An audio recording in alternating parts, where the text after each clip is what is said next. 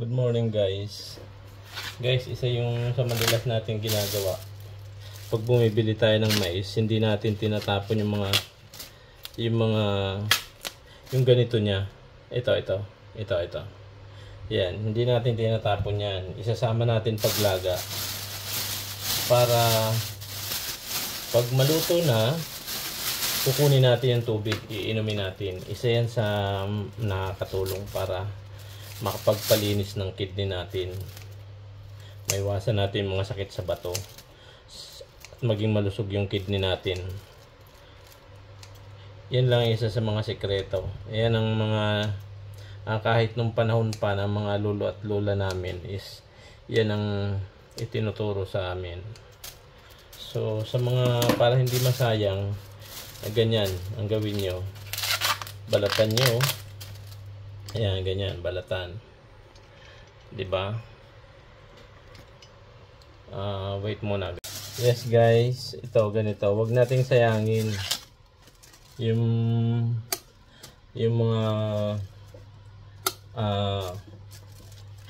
yung buhok ng mais. So pag binalatan natin, ingatan natin na hindi sila matapon. Ayan, malinis naman yan, hindi natin kailangang hugasan.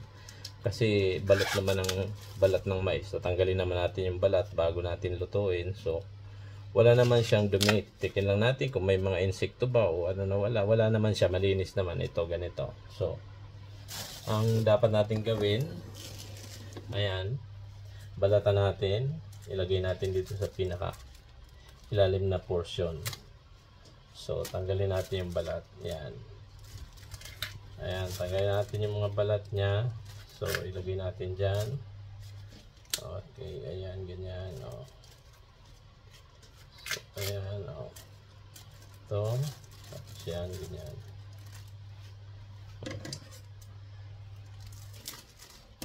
Ayan, malinis na. Wala na yung buhok. Nalagay na sa kawali. So, ilagay muna natin. Set aside muna yung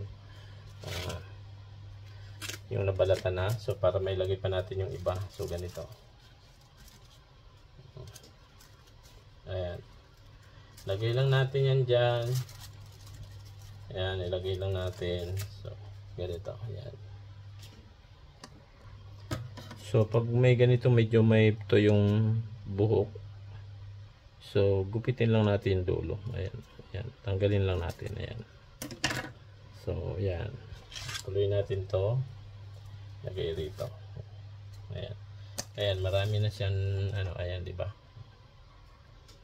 Ayan, okay na. Ito. O, ayan na. Okay na siya, guys. Okay na.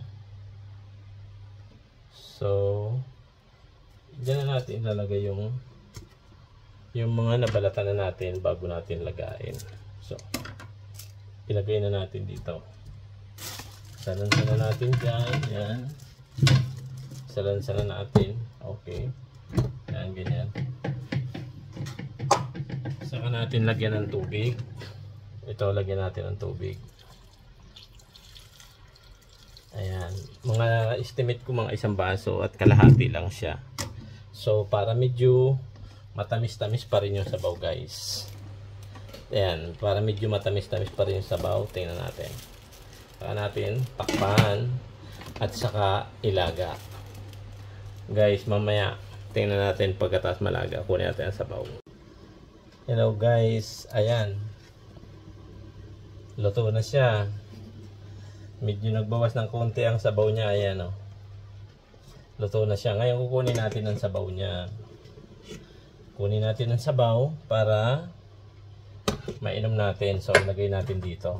Ayan. Ayan. Tagilid lang, may takip. Ayan, kunin natin yung sabaw.